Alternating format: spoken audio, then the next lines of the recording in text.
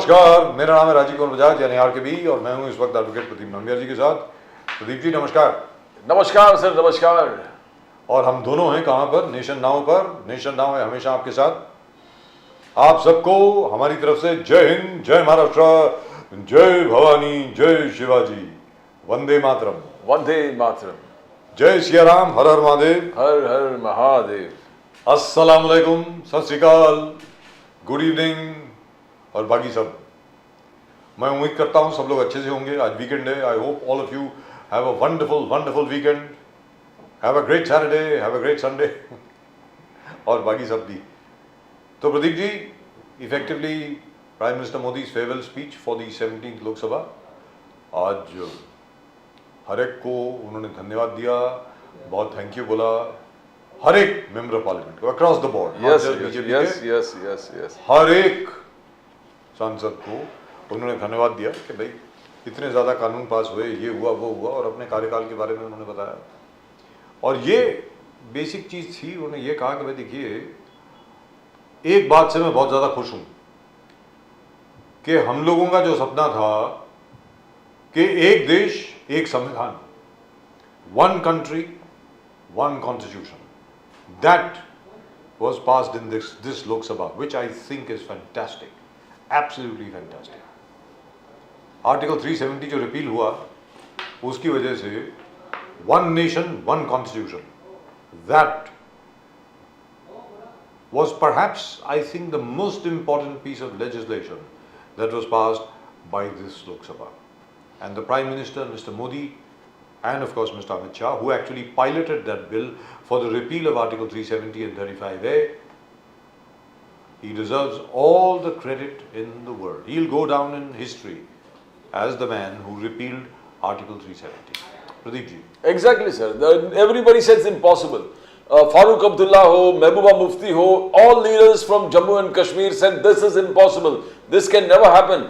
Farooq Abdullah went to the extent, आगे जाके कहना कि अगर ये 370 हो तो मैं हर चीज छोड़ने को तैयार हूं, मैं त्याग दूंगा। ये I mean they were absolutely sure this can never happen. Congress leaders एक के बाद एक, one over the other, to say that how it can not be happen. बोले कि वो पुराने कॉन्स्टिट्यूशन वो है ही नहीं, वो कॉन्स्टिट्यूएंट बॉडी नहीं है, तो किस प्रकार से होगा। Everything to say that this can never happen.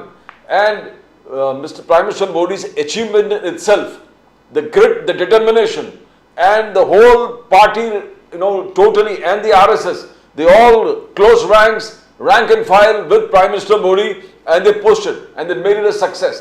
Now, whatever he does, अब देखो Prime Minister Modi, the पूरे team जो है ना, पूरा एकदम लग जाता है काम पे. It's not that Prime Minister कुछ बोल दिया and the other people are lagging behind. They are working as a cohesive unit. They are all working as a cohesive unit. Leader going front and the entire unit moving in tandem with him, and that's the greatness of this. Pradeep ji, सबसे बड़ी बात यहाँ पर ये है जो आपने बात कही कि पिछले मतलब जब से ये कानून पारित हुआ, आर्टिकल 370 ग्रांटिंग स्पेशल पावर्स और granting a special status, not powers, special status to the state of Jammu and Kashmir and Ladakh, तब से आज तक जब तक ये कानून पीछे नहीं लिया गया, आर्टिकल 370 जो है ये वापस नहीं लिया गया, तब तक यही बात होती थी, ये असंभव है, हो ही नहीं सकता, it can not happen. And mister Modi was able to do it. Mister Modi was able to do it. You know what? Even now, people have not realized the enormity of that achievement, the amazing quality of that achievement. It is absolutely awesome. What has been achieved is a miracle. There are two miracles which were achieved, in my opinion, this time. One, Article 370 and Article 35A repealed, and number two, the construction and inauguration of the Ram Mandir at Ayodhya. ये दोनों चीजें कहा जाता था कभी नहीं होंगी, हमारे जीवन काल में तो कभी नहीं होंगी, मोदी जी ने करके दिखाई। और आपकी बात बिल्कुल चुस्त दुरुस्त है, आपकी बात बिल्कुल ठीक है। It is all because of the ground work done by the RSS and by the BJP cadres. They went out of their way, they went everywhere as they usually do, but this time with renewed energy and vigor, just to tell the people that we are with them. Here, there are two things which we must bear in mind. Number one, पूरा देश ये चाहता था कि article 370 खत्म हो। हर एक कोई ये एक ग्लानि महसूस करता था। Pradeep ji, we used to find it very exactly sir, unacceptable. ये क्या है भाई, है क्या ये? निकालिए इसको। नंबर 2, राम मंदिर। पूरे देश की जनता ये चाहती थी कि अयोध्या में जहां पर बाबरी मस्जिद थी, जो श्री राम का मंदिर तोड़ करके बनाई गई थी, उसकी जगह पर राम मंदिर बने। ये दोनों चीजें इसलिए भी संभव हुई क्योंकि पूरे देश ने देखा ये एक सरकार है, ये एक नेतृत्व है जिसके पास साहस है, that has the courage of conviction to do this notwithstanding the consequences. What did Amit Shah say when he piloted this bill? Pradeep ji, if you remember. Exactly sir, He said, जो होगा हम देखेंगे ना, हम देखेंगे, we'll see. क्या है, हम है ना यहाँ पे। What is the government there for? इन्होंने कहा था खून की नदियां बहेंगी, ये होगा वो होगा, एक परिंदा भी नहीं फटका। फारूक अब्दुल्ला साहब बोलते थे मैं सब कुछ त्याग कर दूंगा, तो कर दीजिए ना, क्यों बार बार उछल कूद कर रहे हैं, इधर से उधर कूद फांद रहे हैं? त्याग कर दीजिए, साधु बन जाइए, जो बनना है बन जाइए। अब तो जम्मू एंड कश्मीर, लद्दाख सब भारत के हिस्से हैं और बहुत ही जल्द पाकिस्तान ऑक्यूपाइड कश्मीर और गिलगिट बाल्टिस्तान भी भारत का हिस्सा होगा। And the transformation sir, the most important thing is, आपने ठीक है, आपने कर दिया, असंभव था उसको कर दिया, एब्रोगेशन ऑफ आर्टिकल 370, 35 आपने कर दिया, इंटीग्रल पार्ट ऑफ इंडिया कर दिया, बट आपने डेवलपमेंट का लहर वहां पर खोल दिया।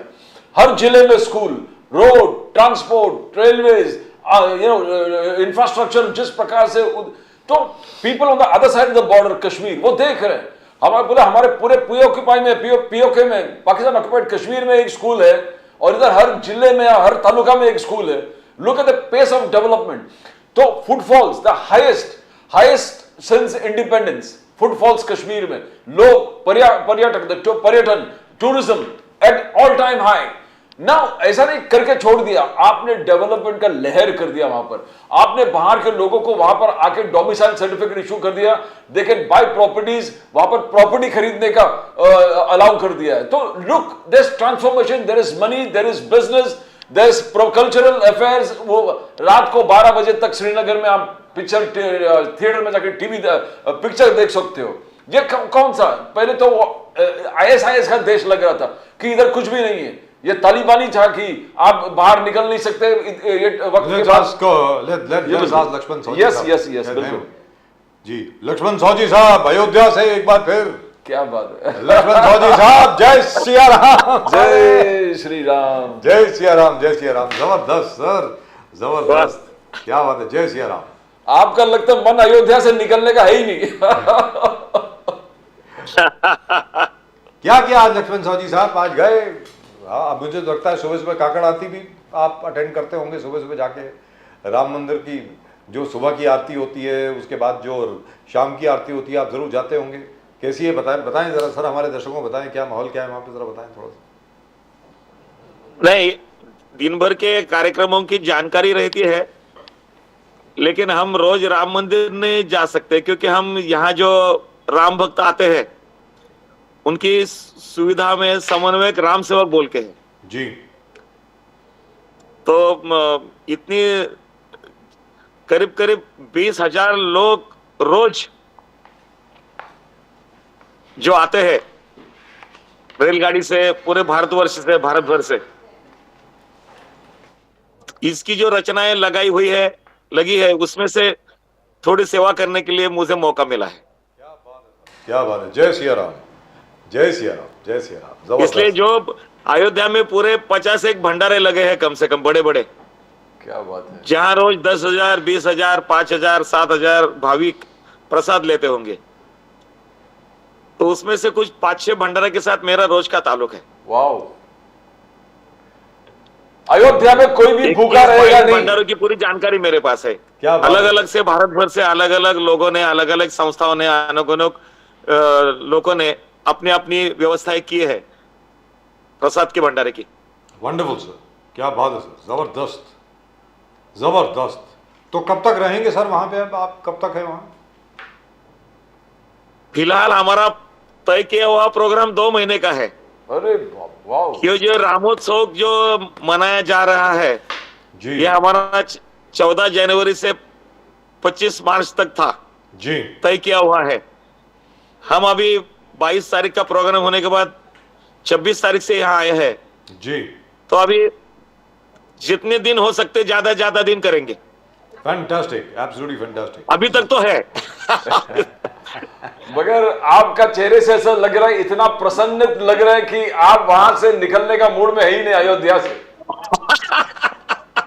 ये तो रामलला ने सेवा के लिए बुलाया, ऐसे मैं मानता हूँ। क्या बात है, क्या बात है। सर क्या बात है, इतनी कृपा हुई है श्री राम की आपके ऊपर, और मुझे लगता है कि आपकी वजह से हमारे ऊपर भी आ गई ये कृपा थोड़ी सी।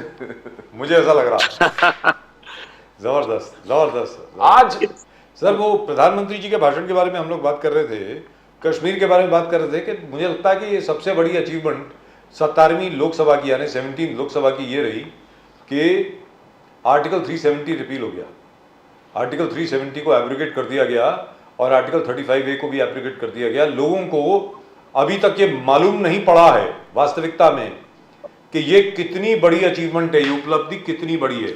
एक छोटी सी बात आपके सामने रखता हूं, जो प्रदीप जी और मैं अभी बात कर रहे थे, प्रदीप जी ने इनफैक्ट स्टार्ट किया था वो। सर 2023 में 1947 के बाद सबसे ज्यादा पर्यटक यानी टूरिस्ट कश्मीर में गए, नंबर 1, और उनकी संख्या जो है वो 2.25 करोड़ से ज्यादा है। सर कैन यू इमेजिन, सिर्फ डोमेस्टिक टूरिस्ट की बात कर रहा हूं, मोर देन 2 करोड़, 2 करोड़ से ज्यादा टूरिस्ट कश्मीर गए हैं सर सिर्फ 2023 में, और 55,000 से ज्यादा फॉरेन टूरिस्ट गए हैं। अब इससे ज्यादा बड़ी उपलब्धि क्या हो सकती है? लक्ष्मण साहू जी साहब बताएं प्लीज। नहीं, हमारी कश्मीर की जो विशेषता थी पहले से जी, वो ये अलगाववाद और आतंकवाद के वजह से बहुत बुरी हालत हो गई थी। कश्मीरी जो सौंदर्य था, कश्मीर की जो हिस्ट्री है, पर्यटन का जो एक मामला था कश्मीर के बारे में, अभी ये उभर कर आया है, अभी उसको चालना मिली है, और वो आतंकवाद का चेहरा बाजू को हो गया है, अलगाववाद का भी मूड अभी बाजू को हो गया है, और पूरी नेशनलिटी वहां काम कर रही है, सरकार काम कर रही है, और सब करने के पीछे एक रवैया है राष्ट्रीयत्व का, ये अभी उभर कर आ रहा है। पूरे कश्मीर की जो बदनामी हुई थी पीछे कुछ सालों में, वो अभी बदनामी होने से कश्मीर बच गया है, और नए नए वहां उद्योग, इंडस्ट्री, थिएटर और पर्यटक, ये सभी मामला बढ़ने जा रहा है। और वातावरण ये इतना आसान नहीं था जी, ये बहुत गंभीर जिसको बोलेंगे, जी, नरेंद्र जी मोदी, अमित भाई शाह, इन्होंने सबने जो एक तरह से ये किया है, ये हैंडल किया है ये पूरा कश्मीर का मसला, इसको दाद देनी पड़ेगी। पूरी भारतीय नागरिक, भारतीय जनता, ये पूरे इसका उसके ऊपर पूरा अच्छा असर हुआ है। इसके परिणाम बहुत अच्छे होंगे आगे के लिए, आगे की जनरेशन के लिए, आगे की सदी में, अगले 25 साल में जो हम विकसित भारत का जो संकल्प लेकर चल रहे हैं जी, ये इसमें यशस्विता के दिशा से ये पूरा जा रहा है। अगली जो जनरेशन कश्मीर की होगी वो ये याद रखेगी, और आज की जनरेशन खुद को कि हमारे कार्यकाल में ये हुआ, ये आगे जाकर गर्व महसूस करेगी। साहू जी साहब, आज राम मंदिर पुनर्निर्माण 22 जनवरी के बारे में चर्चा हुआ। प्राइम मिनिस्टर अमित शाह जी दोनों आज लोकसभा में उस चीज में बात किए। प्राइम मिनिस्टर और अमित शाह जी ने कहा कि अडवाणी जी ने लोगों को जागरूक किया, राम मंदिर, अडवाणी जी ने लोगों को जागरूक किया, और मोदी जी ने यह सपना हासिल कर दिया, मोदी जी ने हासिल कर दिया। आगे जाके कहा कि राम इस देश का आत्मा है, राम इस देश का आत्मा है और राम हर चीज से परे है। जन, रेस, कास्ट, कलर, रिलीजन, बोले कोई जाति भेद नहीं है, कोई रिलीजन का, हर रिलीजन से आगे है राम, राम हर चीज से आगे है। और राम, मोदी साहब ने कहा, एक इंस्पिरेशन है, लोगों को प्रेरणा देता है राम। तो एक कल्पना जो 550 साल के बाद हासिल हुआ है, उसका बहुत चर्चा हुआ आज लोकसभा में, पूरे देश ने बहुत प्यार से इस चीज को देखा। साहू जी साहब, आप वहीं पर हो। हिस्टोरिक हिसाब से अभी के कालगणना से ये 550 साल का हमारे सामने है। लेकिन एक सेंटेंस उसमें ऐसा था मोदी जी के भाषण में, 10,000 साल के बाद एक ऐसा महोत्सव हुआ है यहाँ पे अयोध्या में। क्या बात है। इसकी गरिमा है बहुत बड़ी, इसकी डेप्थ है, इसकी सोच है जी। ये असाधारण कृति हुई है, ये असाधारण महत्व है इस घटना को। और इतने इत्मीनान से इस तरफ से इस घटना को देखा गया है, उसको हैंडल किया है। और लोगों के दिल में इसकी जो जगह है, ये विषय की, राम की श्रद्धा की, ये अनन्य साधारण है, इसका कोई मोल नहीं है। उसमें एक मुझे चर्चा में आज सुनने को आया कि आज अभी माघ मास चालू हुआ है जी, और आने वाली जो रामनवमी है चैत्र महीने में, चैत्र मास में 2-2.5 महीने के बाद आ जाएगा जी। इसमें 1 करोड़ के ज्यादा लोग अयोध्या में आएंगे उस दिन, रामनवमी के दिन, राम जन्म के दिन। क्या बात है सर। ये कितनी बड़ी घटना है। ये सब लोग ये चाहते थे। कुछ लोगों के व्यक्त होने के अलग अलग रास्ते होंगे। कोई घर में बैठकर व्रत कर रहा था, कोई समाज में व्रत कर रहा था, हर एक जन अपने अपने फ्रंट पर लड़ रहा था, हर एक जन अपने अपने फ्रंट पर प्रयास कर रहा था। तो ये इतना बड़ा हर्ष का माहौल है पूरे भारत में। और भारत का जो हर्ष का माहौल है, सिर्फ देश के सीमा तक सीमित नहीं है, भारत के बाहर भी दुनिया में जहां जहां राम को पूजा जाता था, राम को याद किया जाता था, जिसको राम को श्रद्धा से माना जाता था, वहां भी इसकी बात है। तो ये हमारी जो ये, फिर इसके लिए हम बोलते हैं कि ये जो हमारी अस्मिता थी वो अभी इतनी जाग उठी है इस घटना से। इसके जो परिणाम सब जगह होंगे, अपने अपने व्यक्तिगत स्तर पर होंगे, कौटुंबिक स्तर पर होंगे, सामाजिक स्तर पर होंगे, राजनीतिक स्तर पर तो होंगे ही होंगे। लेकिन इसका असर सब जगह, क्योंकि हम हर काम में राम को खोजते हैं। जो बुराइयां समाज में आई है, ये बुराइयां दूर होने के लिए, बुराइयों से बचने के लिए और आध्यात्मिक मानसिकता में जाने के लिए ये घटना हमें ज्यादा प्रेरणा देती है। साहू जी साहब, प्राण प्रतिष्ठा में भाग लेने के लिए, लीड करने के लिए मोदी जी की तैयारी, उस पर भी अमित शाह चर्चा किए। अमित शाह ने बताया, मोदी जी जो ज्ञानी लोग हैं प्राण प्रतिष्ठा में, उनसे पूछा कि मैं ये करने लायक हूं तो किस प्रकार से मैं करूं। तो उन्होंने एडवाइस किया कि आपको ये तपस्या आपको करना पड़ेगा। मोदी जी ने पूरे 11 दिन समर्पित कर दिया, पूरे 11 दिन समर्पित करके सिर्फ नारियल पानी में, ये निष्ठा है, ये निष्ठा है लक्ष्मण साहू जी साहब, यही निष्ठा है जो उन्होंने निभाया। मैंने साहब, उन्होंने इतना, ये पूरे बाहर ये बातें आई नहीं, ये उन्होंने बहुत निजी तौर पर क्यों लिया कि उसका जो व्रतस्थ जो जीवन था 11 दिन का, जो वो बेड पर सोए नहीं, वो जमीन पर सोए, इसके साथ सब देखा जाता है। उसके बाद में जो अनुष्ठान किया वो भी देखा जाता है। उसके बाद में पहले कितने घंटों तक हमने क्या क्या करना चाहिए ये भी उन्होंने किया। और इसके बावजूद जो अनुष्ठान जो समाप्त करने का था, तो उनको जो एक विधि दिया गया था कि चलो अभी समापन, नींबू शरबत या हमेशा की तरह से अनुष्ठान समाप्त करेंगे। लेकिन जो वहां अभिषेक हुआ था राम जी को, रामलला जी को, उसी दिन प्राण प्रतिष्ठा के समय, उसका तीर्थ मैं प्राशन करके वो मैं अनुष्ठान का समाप्ति करूंगा। ये जो वक्त पर बोला गया, तो वहां जितने भी इस व्यवस्था में लोग थे, संतगण थे, महात्मागण थे, पूरे रोमांच उठे होंगे उनके पूरे बदन पर कि ये क्या है। क्योंकि हमारे लिए प्रधानमंत्री की सुरक्षा के लिए उनको जो खाने को चीजें दी जाती है, वो सुरक्षा के लिए पहले टेस्ट की जाती है, पूरा देखा जाता है और फिर दिया जाता है।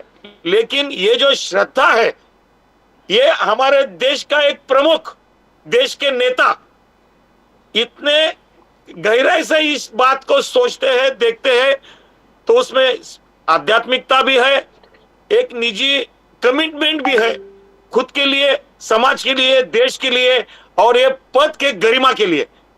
ये सभी चीजें बहुत आदमी को सोचने को मजबूर कर देती है कि या क्या हम निजी जीवन में इतना कर्मठ रह सकते हैं खुद के लिए, भगवान के लिए, स्पिरिचुअलिटी के लिए। ये जो मोदी जी ने जो दिखाई दिया है एक राजनेता के तौर पर, हम जो लोक प्रतिनिधि है, चाहे पार्षद है, चाहे विधायक है, चाहे सांसद हो या चाहे मंत्रीगण हो, ये जो वीआईपी कल्चर जो आया है समाज के एक ऊपर के स्तर पर हम है, ये जो घमंड आई है इस व्यवस्था में, इस घमंड को चूर चूर करने के लिए ये विधि मुझे उससे लिए अच्छा लगता है। जबरदस्त सर, जबरदस्त। ये तो मतलब आज तक कभी किसी ने नहीं किया, कोई प्रधानमंत्री ऐसा नहीं होगा जिसने आज तक कभी ऐसा किया होगा। मतलब ये तो हम लोग वो पुराणों में पढ़ते थे कि भाई जब भी कोई बहुत बड़ा यज्ञ करना होता था, कुछ करना होता था, तो राजा को किस प्रकार संदेश दिया जाता था, इंस्ट्रक्शन दिए जाते थे कि आपको इस प्रकार व्रत रखना है, जल यहाँ पर ग्रहण करना है, कहाँ पर आपको सोना है, किस तरीके से आपको अपनी तैयारी करनी है भगवान का यज्ञ करने के पहले। क्योंकि यहाँ जो प्राण प्रतिष्ठा हुई है एक तरीके से यज्ञ ही है। श्री राम को, श्री राम लला को अपने महल में बुलाया गया है और उसके लिए जो जो विधि विधान का जो भी उसूल है उसको फॉलो किया गया है। मतलब इससे ज्यादा बड़ी चीज और कोई हो नहीं सकती। नहीं, इसमें एक बात मुझे और ऐसी लगती है बजाज साहब या नंबियार साहब, कि हमारा जो राजनीति का स्तर जो नीचा हुआ है ना पिछले 50, 60, 70 साल में, उसके तरफ देखने की नजर बदल जाएगी। हाँ, चलता है राजनीति में, कुछ भी करो, कुछ भी करो, चलता है। तो ये आगे नहीं चलेगा, ये करना नहीं चाहिए, ये करने वाले से दूर रहना चाहिए।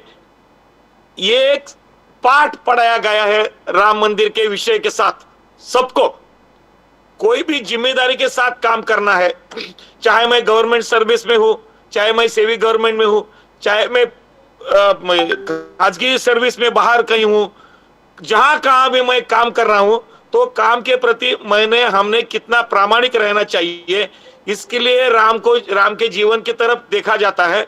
और ये आगे चलकर आगे पीढ़ी, आज 15-20 साल के लड़के लोग राम के प्रतिष्ठा के बारे में क्या सोचते होंगे, उनके सामने क्या चित्र आया है, क्या परिमाण आया है। मुझे उसके लिए गर्व ज्यादा होता है इस घटना का कि पिछले 50-60 साल में जो हमने सह लिया, और पिछले के एक बीच में 20 साल के दूसरे एक पीढ़ी ने इतना कुछ सहा कि क्या एक निराशा आई थी कि क्या कैसा होगा इस देश का, कैसे होगा इस समाज का, कैसे होगी व्यवस्था। इतना एक निराशाजनक चित्र आने के बाद, हाँ अभी कुछ तो हो सकता है। ये जो प्रोत्साहन मिला है, जो विश्वास आया है, ये तो एक आत्मनिर्भरता का एक जन्म लिया है समाज में। इसके लिए ये राम मंदिर की प्राण प्रतिष्ठा को देखा जा सकता है। राम एक आत्मा है, राम एक आत्मा है, राम एक प्रेरणा है, राम हर जाति से आगे है, राम हर धर्म से आगे है। आप इस संघर्ष से लड़े हैं 1990 से पहले लक्ष्मण साहू जी साहब, इसलिए आप इतना भावुक हो जाते हो। और प्राइम मिनिस्टर का जो तपस्या है उसको बोलते बोलते आपके चेहरे ऐसे लग गए कि इतना विश्वास कि ऐसे भी नेता है जो प्रधानमंत्री, जो अपने आप को इतना तपस्या में लीन कर दिया है। आपने संघर्ष किया 1990 से पहले, आप इस संघर्ष से जुड़े हो साहू जी साहब।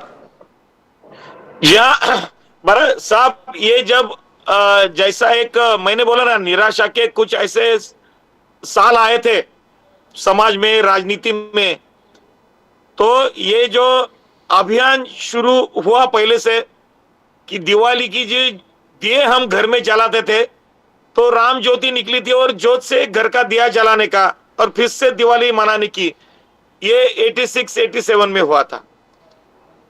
बाद में शिला पूजन के लिए समारंभ किए गए जी और बाद में सोमनाथ से अयोध्या जो रथ यात्रा निकली उसने तो एक उच्चांक कर दिया लाल कृष्ण आडवाणी जी के नेतृत्व में। उस वक्त जो जो नेता थे कार्यकर्ता थे तो जो रथ रास्ते से जाता था तो रथ जाने के बाद भी लोग वो रास्ते पर की मिट्टी अपने माथे पर लगाते थे।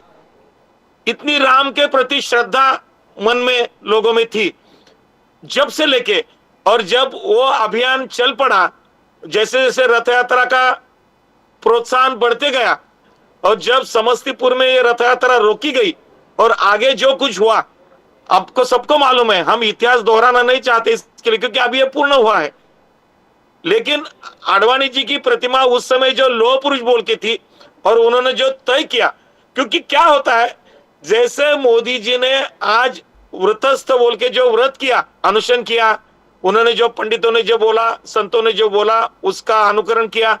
और उसके बाद मैं इसलिए बोलता हूं कि राजनीति में सभ्यता कितनी जरूरी है, राजनीति में साधन शिष्टता कितनी जरूरी है।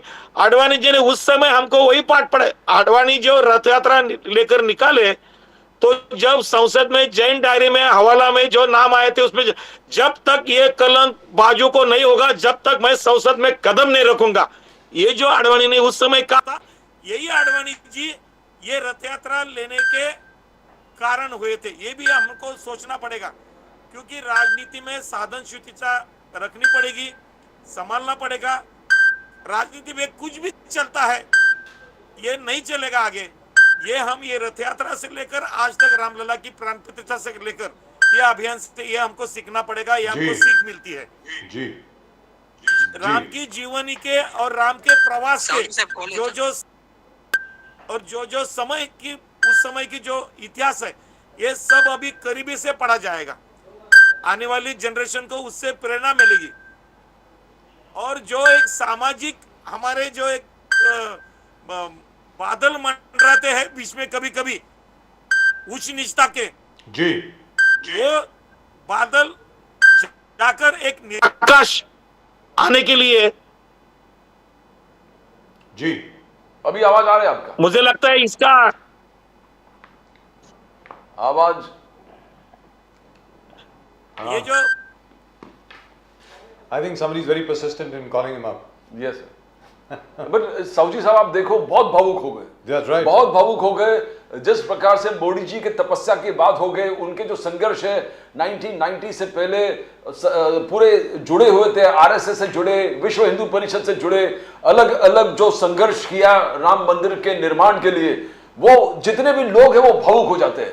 और मेन चीज सर वो जो साहू जी साहब जब तपस्या के बारे में बात करते 11 दिन जो उन्होंने एक कठोर एक रेजिमेंट फॉलो किया था कि सवेरे उठना और ब्रह्म मुहूर्त में उठ के राम का पाठ करना, फिर पूरे दिन में त्याग, अन्न का त्याग करना, पूरे दिन में सिर्फ कोकोनट वाटर में जीना और पूरे जितने प्रभु राम ने जहां जहां वनवास में गए थे उस पूरे क्षेत्र में जाना, वहां पर दर्शन लेना, जटायु जहां युद्ध किए थे रावण से उस मंदिर में जाना, एवरीथिंग। वो जो रूट लिए लास्ट रामेश्वरम तक, प्रधानमंत्री मोदी, प्राइम मिनिस्टर मोदी ने उस पूरे चीज को निभाया, उस चीज को निभाया अपने काम करते करते। काम में कोई काम आप देखोगे उससे भी ज्यादा काम कर दिए जी। काम में I think we've got him back. Yes Sahu ji sahab, yes जी साहू जी साहब, आप कुछ बोल रहे थे, फिर आपको कॉल आ गया था। आप जैसे प्रदीप जी बोल रहे थे, आप बड़े भावुक हो गए क्योंकि आप खुद जुड़े हुए हैं राम मंदिर के आंदोलन के साथ, और जो मोदी जी ने और आज की तारीख में जो हुआ है वो बहुत लोगों को विश्वास भी नहीं हो रहा कि असल में हो गया है। उसके बारे में कुछ बोल रहे थे हमारे जैसे लाल कृष्ण आडवाणी जी का नाम है या मोदी जी है, ये तो हमारे शीर्षस्थ वंदनीय है, लेकिन इसमें एक मोरोपंत पिंगले जो थे, मोरोपंत पिंगले जी, जी तो पूरा नहीं जा सकता इस पूरे माहौल में जी। और विश्व हिंदू परिषद के जो जो नेता थे, अशोक जी सिंघल होंगे, उनके सब सहयोगी होंगे, ये इनको भी भूला नहीं जा सकता। ये हम एक एक भी उनके नेता, एक भी सहयोगी और एक भी क्षण हम भुला नहीं सकते इसका, इस आंदोलन का, इस अभियान का। जी जी, करेक्ट। लेकिन आप उनके सद्भाव भी जागृत है। जो जो आदमी यहाँ आता है, इन सब लोगों ने देखा है, बहुत लोगों ने इसका बहुत कुछ सहा है। जैसा एक स्वतंत्रता का आंदोलन था, बाद में जैसा आपातकाल का इमरजेंसी के खिलाफ आंदोलन था, अभियान था जयप्रकाश जी के नेतृत्व में, वैसा ही ये राम जन्मभूमि का आंदोलन चला है। राम जन्मभूमि का आंदोलन कोई एक प्लेस के लिए, एक जगह के लिए और सिर्फ धार्मिकता के तौर पर नहीं था। जी, विश्व के मानव जाति के लिए आदर्श क्या है, और ये आदर्श कुचला नहीं जा सकता, यह आदर्श को अनदेखा नहीं किया जा सकता। और उसके लिए जिसने प्रयास किया, ये पूरी सदी के लिए यादगार रहेंगे सब लोग, इसमें जो जो सहभागी थे। तो लेकिन ये बताएं लक्ष्मण साहू जी साहब, अब तो मथुरा की भी बात चल रही है, काशी की भी बात चल रही है, और तो और छोड़िए जो I always forget his name, that Irfan Habib जो हैं, जो Indian council of historical research के जो चेयरमैन हुआ करते थे, जिन्होंने बहुत अपोज किया था अयोध्या को और बाकी सब चीज़ों को, अब परसों तो उन्होंने इंटरव्यू में कह दिया कि भाई वो तो तथ्य हमारे सामने हैं कि मथुरा में भी मंदिर तोड़ा गया, उस पर ईदगाह बनाया गया। उन्होंने कहा कि भाई काशी में भी मंदिर तोड़ा गया, उसके ऊपर मस्जिद बनाई गई, ऐसा इरफान हबीब साहब ने कहा है। तो मैं ये बात हर एक से पूछता हूं, आपसे भी पूछ रहा हूं कि आपको लगता नहीं है कि अब ये बाकी दो धर्म स्थल का जो मसला है वो बड़ा शांतिपूर्ण तरीके से सुलझना चाहिए, मुझे ऐसा लगता है सर।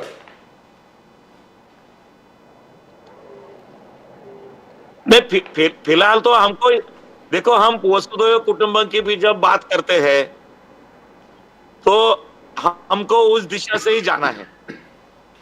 जो कभी कोई बातें अनदेखी हुई होगी इतिहास में जी, तो आगे के लिए, भविष्य के पीढ़ियों के लिए क्या योग्य होगा, वही हमको सोचना पड़ेगा ना उसके बारे में। जी जी, और उसी तरीके से अब ये क्या, ये फिलॉसफी, विचारधारा के आधार पर सब जो चलता है, इसमें कोई निजी स्वार्थ नहीं है किसी का। जी पहले सोचना पड़ेगा, इसको अनदेखा नहीं कर सकते जी, इसमें किसी को भी निजी स्वार्थ नहीं है।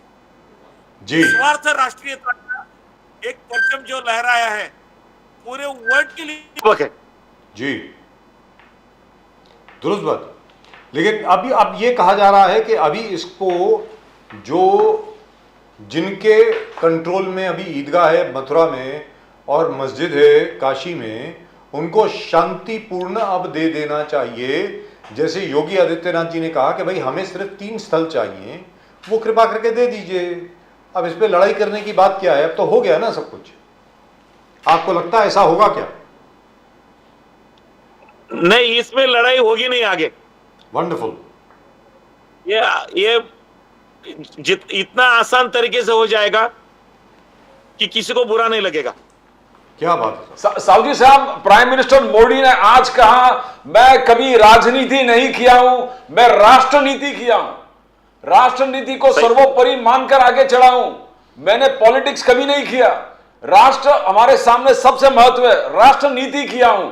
और उन्होंने कहा कि अभी भी कभी जो 17 जो लोकसभा जो खत्म हो गए, बोले 30 बिल हमने पास किया और 97% कैपेसिटी परफॉर्मेंस है, परफॉर्मेंस में कोई कमी नहीं है लोकसभा चलाने में। यह उन्होंने कर दिया कि यह काम reform, transform, perform, reform, perform, बोलिए बोलिए बोलिए बोलिए साहब जी साहब, अर्थ बदल जाता है जी। बोलिए बोलिए। और ट्रांसफॉर्म, ये जो बोला है तीनों, देखो क्या है, जीवनी में हर क्षण को ये वैसे जिए है मोदी जी। जब से वो प्रधानमंत्री बने हैं, पहले दिन से एक दिन भी कोई विषय उन्होंने छोड़ा नहीं है। हर विषय को उनका स्पर्श है और हर विषय का जो स्पर्श है उसमें राष्ट्रीयता उभर कर आती है। ये हमको मानना पड़ेगा। चाहे कितनी भी स्कीमें गवर्नमेंट की आई हो, इससे पहले गवर्नमेंट की स्कीमें आई नहीं कि आई थी, लेकिन उसकी यशस्विता में जो स्पीड ब्रेकर थे, वो स्पीड ब्रेकर बाजू करने के लिए बहुत मजबूत मन लगता है, बहुत निस्वार्थ मन लगता है, और वो मोदी जी के पास था, वो है। इसलिए 10 साल निकल जाने के बाद हमको अगर राजनीति करनी होती तो कांग्रेस के कार्यकाल पर श्वेत पत्रिका 2015 में निकालते थे, 2024 में नहीं निकालते थे। इसके पीछे भी सोच है। अगर श्वेत पत्रिका निकालनी थी उनके आर्थिक नीति पर, उनके कामकाज पर, उनके घोटाले के ऊपर, तो हम 2015 में निकाल सकते थे। हमारी गवर्नमेंट आई थी, बाद में 2019 में हमारी गवर्नमेंट ज्यादा सीटें लेकर आई, तभी भी हम श्वेत पत्रिका निकाल सकते थे। लेकिन अभी अगर श्वेत पत्रिका नहीं निकालेंगे तो दोनों का डिकेड का, दोनों 10 साल का फर्क आने वाले पीढ़ियों को सामने होना चाहिए। और हमको फिर पीछे जो गलतियां की है वो आगे जाकर गलतियां करने के लिए हमको सत्ता पे नहीं बिठाई है। ये सबके लिए सबक है, सबके लिए सबक है। ये इसको सिर्फ पत्रकारिता या राजकीय पार्टी या सरकार इतने छोटे मायने में उसके तरफ देखकर नहीं चलेगा। जी, कहने का मतलब ये हुआ लक्ष्मण साहू जी साहब, आप वहां पर 25 मार्च तक रहेंगे तो मुझे लगता है कि हमारी मुलाकात जरूर होगी अयोध्या में। मुझको ऐसा लग रहा है कि कहीं से भी आपको हम ढूंढ करके हम जरूर और आप ही के भंडारा में आके खाना खाएंगे। मुझे लग रहा है ये होने वाला है। पूरे देश के अलग अलग प्रांतों से लोग यहाँ है। मैं जिन्होंने भंडारे बनाए हैं, जो करते हैं रोज मेहनत, उनको सैल्यूट है कि हर प्रांत का खाने का टेस्ट आज अयोध्या में है। जी, पूरे भारत का नक्शा अयोध्या में दिखता है। जी, भारत का मानचित्र अयोध्या हो गया है। क्या वंडरफुल।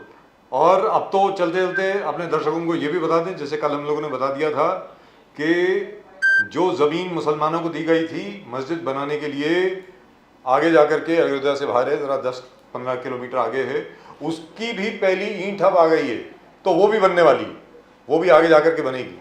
तो आपने जैसे कहा वासुदेव कुटुंबकम, मतलब the whole world is one family. Bharat से बड़ा इसका और कोई उदाहरण नहीं हो सकता, मुझको ऐसा लगता है। पूरी दुनिया में भारत से बड़ा कोई और उदाहरण नहीं है। नहीं जा सकता किसी से। इतनी बड़ी हस्तियां, इतने बड़े सोच के लोग भारत ही विश्व को दे सकता है। जी, दुरुस्त बात। Thank you so much sir. Lakshman Sahu ji sahab, पिछली बार आपने राम रक्षा स्तोत्र सुनाया था, इस बार क्या सुनाएंगे चलते चलते?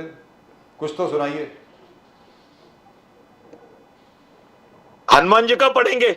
बोलिए सर प्लीज। क्या बात। हनुमान जी का जो हमारे रामदास जी का जो, देखो रामदास स्वामी जी ने नासिक में गोदावरी तीर और वहां दूसरी नदी है नंदिनी, वो दोनों संगम कर 12 साल तपस्या की थी जी। और रामदास जी ने जो तपस्या की, आज हर गांव में हनुमान जी का जो मंदिर है जी, तो शरीर तंदुरुस्त रहना चाहिए काम करने के लिए, इसके लिए हर गांव में हनुमान जी का मंदिर और हनुमान जी की उपासना, हनुमान जी का व्रतस्थ रहना, ये उन्होंने सिखाया। उनका जो दासबोध ग्रंथ है वो पढ़ने जैसा है। मानवीय जीवन में हमारे मराठी में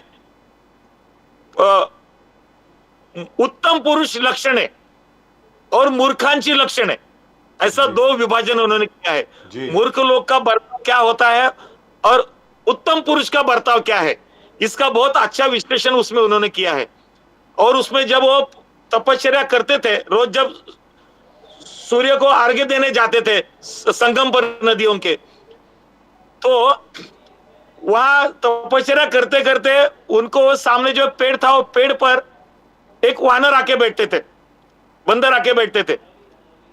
तो जब तपस्या पूरी हुई तो उनको जो हनुमान जी का साक्षात्कार उस पेड़ पर हुआ जी। और जो साक्षात्कार जैसे हनुमान जी वहां दिखे, उसके ऊपर उन्होंने जो एक स्तोत्र की रचना की है, वो है मराठी में जी। लेकिन सब जगह पढ़ा जाता है, गाया जाता है, और वो एक रोज निजी जीवन का विषय हुआ है हर एक का। भीम रूपी महारुद्रा वज्र हनुमान मारुति, भीम रूपी महारुद्रा वज्र हनुमान मारुती वनारी अंजनी सुता रामदूता प्रभंजना महाबळी प्राणदाता सकळा उठवी बळे सौख्यकारी दुःखहारी दूत वैष्णव गायका दीनानाथा हरिरूपा सुंदरा जगदंतरा पाताळ देवता हंता भव्य सिंधूर लेपना लोकनाथा जगन्नाथा प्राणनाथा पुरातना पुण्यवंता पुण्यशीला पावना परितोषका ध्वजांगे उचलली बाहो आवेसे लोटला पुढे काळाग्नी काळ रुद्राग्नी देखता कापती भय ब्रह्मांडे माईले नेणो आवळे दंत पंगती नेत्राग्नी चालिल्या ज्वाळा भ्रुकुटी ताटिल्या बळे पुच्छते मुरडेले माथा किरीटी कुंडले बरी सुवर्ण कटिका सोटी घंटा किंकिणी नागरा ठकारे पर्वता ऐसा नेटका सड पातळू चपळांग पाहता मोठे महाविद्युल्लते परी कोटीच्या कोटी उड्डाणे झेपावे उत्तरेकडे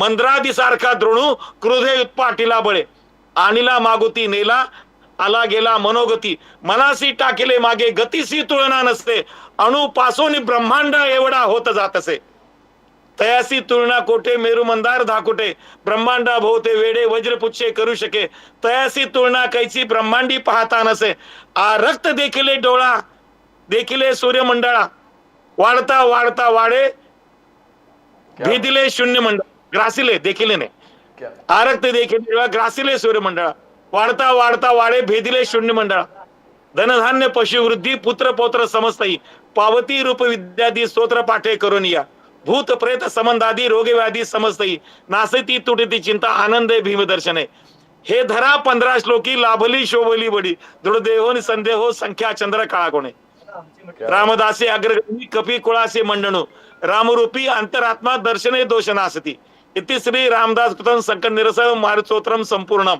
होय होय होय क्या क्या बात है, बात, क्या क्या बात बात, पूरा सुनाया सर आपने पूरा। ये क्या बात है, आपके जो हंसी आता है ना वो आत्मा से आ रहा है, आपके हृदय और आत्मा से छिल के आ रहा है आपका हंसी। रामदास स्वामी रचित मारुति स्तोत्र 15 श्लोक हैं इसके पूरे के पूरे जो आपने सुनाए, क्या बात है। जो योगदान है हमारे संस्कृति में संतों का योगदान जी ये दुनिया में कहीं नहीं है जी, इसका हमें गर्व है। और रामदास जी ने शायद कितने 12 मंदिर बनाए कि कितने बनाए, आई थिंक 12 मंदिर बनाए ना हनुमान जी के पूरे अपने इलाके में 12 थे शायद उनके जो उनके द्वारा निर्मित जो मंदिर है, शायद साथ में अखाड़े भी हैं हनुमान जी के मंदिर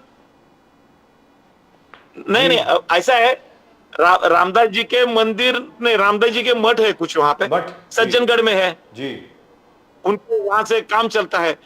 लेकिन रामदास जी का व्यक्तिगत तौर पर काम करना ये कोई उनका एजेंडा नहीं था जी, समझ गए। समाज के लिए कितनी सोच होगी इसका एक अत्युत्तम उदाहरण रामदास जी है।